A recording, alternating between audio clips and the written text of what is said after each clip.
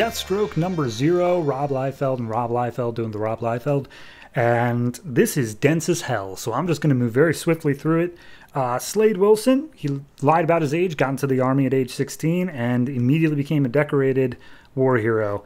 And as he made through the batch, he was noticed by his superiors, and particularly one woman named Adelaide, who is the one who's narrating all this, and immediately picks him out for like special combat training and whatnot.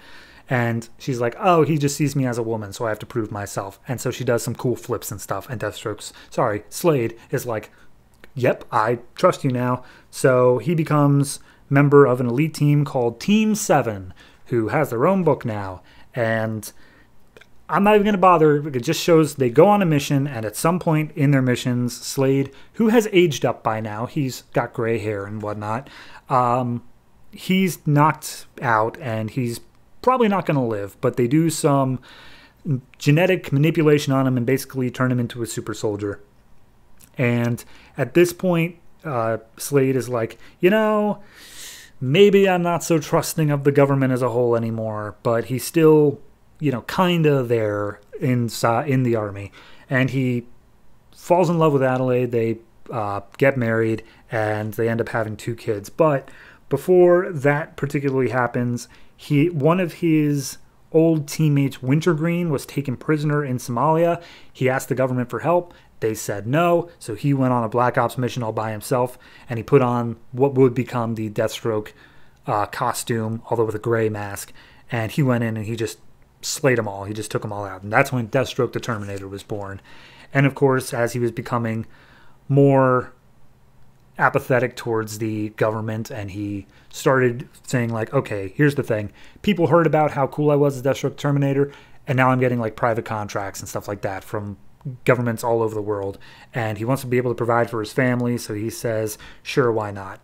And Adelaide's like, here's the thing. I think when they did that experiment, they messed with his brain and made him more like angry, because that's not the man I fell in love with. That's a different man now. So already there's a little bit of growing tension there. But over the years, he did incredible work. He got into North Korea, disrupted their nuclear weapons, and he just did crazy stuff. And Adelaide calls him out, and it's just like, you're not the man I married.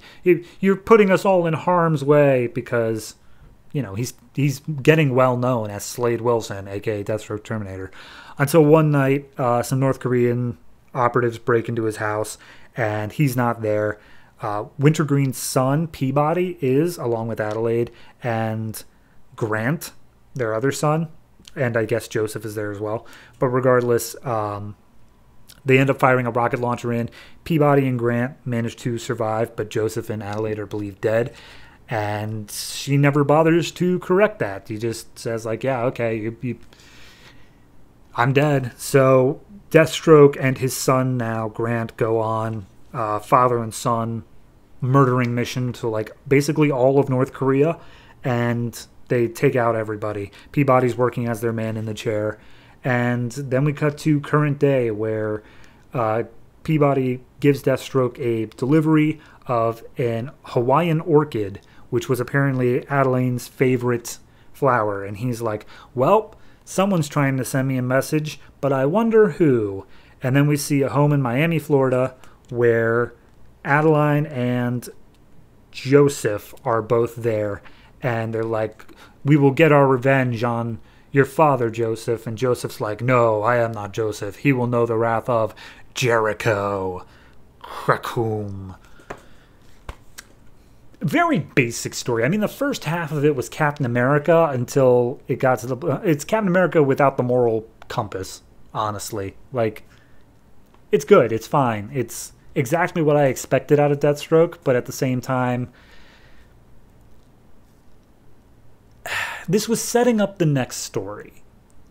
And that's fine if you want to use this as functionality for, okay, we need to set up Adeline and like his family and all that. And that's totally fine, but it's Rob Liefeld. And that's not to say that he is not capable of writing a character in a way that seems emotionally deeper than a puddle, but I have yet to see that.